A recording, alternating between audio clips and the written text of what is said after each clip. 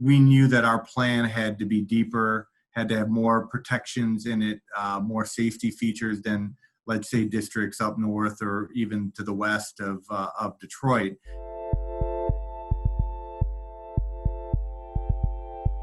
So you have a little bit of work to be doing, as all school superintendents do. You've made Right. some decisions, though, about what school will look like in the fall. Tell us what you've decided. Yeah, so this wasn't randomly done. We looked at what the guidance that was issued by the CDC, OSHA, the Michigan's state opening plan, looked closely at the American Federation of Teachers document, AFT, and tried to put all of that together based on the reality that COVID has disproportionately impacted Detroit in the Black community. So we knew that our plan had to be deeper, had to have more protections in it, more safety features than, let's say, districts up north or even to the west of Detroit. And so this is a collection of our best thinking based on the research that's out there, the medical best practice. And now it's about engaging stakeholders internally, externally about how they feel about it. Where are we right? Where are we missing the mark? What needs to be adjusted? What needs to be added?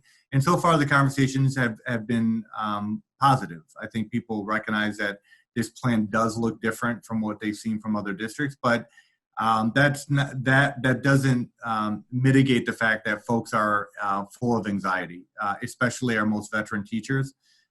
They're worried about coming back, and they have legitimate reasons to worry because they're in a health category that's more at risk. But I think what I've been saying is we can't start the conversation with no, and we can't end the conversation with no. So what do we do differently? What do we do better to make you feel more at ease? Because our children have to have face-to-face instruction. Yeah. So let's talk about the nuts and bolts of how that will work in the fall and how it's maybe a little different, as you point out, from some other districts. Yeah, so I think some distinguishing differences would be, one, our employees will have to be tested.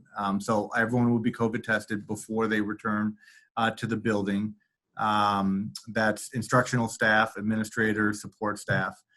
Secondly, we're planning on taking temperature checks as folks come into the workplace, including schools, children included.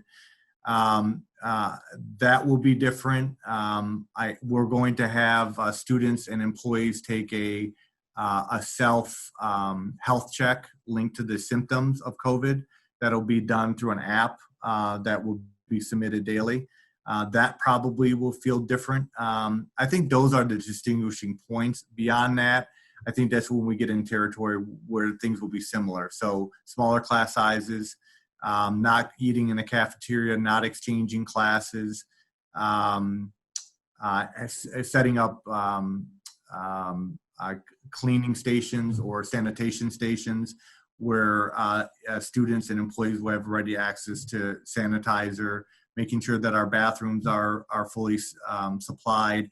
We're going to establish a hotline and an email address so that employees, students, parents can submit complaints or concerns in an anonymous way, so there's no fear of retribution. We can address those issues. We're going to deeply clean every night. We're going to leave a note of a checklist of everything that was done to assure folks that it was clean. So those are some features that I think other districts will have. But as I said, there are some things that we're going to do differently. Yeah. One of the things that I worry about, and this is not just in Detroit, I think lots of communities deal with this same dynamic, although of course we have more of it in Detroit, is the ability of parents to be able to adapt to a school week, for instance, that's not 5 days, right? A lot of people count on school for, among other things, taking care of their kids while they're at work. Do you worry that this will play out really differently for families in Detroit? Yeah, that's we were sensitive about that in creating the reopening plan. That's one reason why we don't intend to go to a hybrid schedule for our K-5s and K-8s. So we are expecting school every day, Monday through Friday. We typically go 7 to 7.5 hours, so we may shorten a day to 6 hours. But we are going to have school every day. And we thought about that because of the siblings reality. A lot of our parents have multiple children at different grade levels. And so it would be maddening to think about, well, the kindergartner has to go to school on Monday, but the fourth grader doesn't go until Tuesday.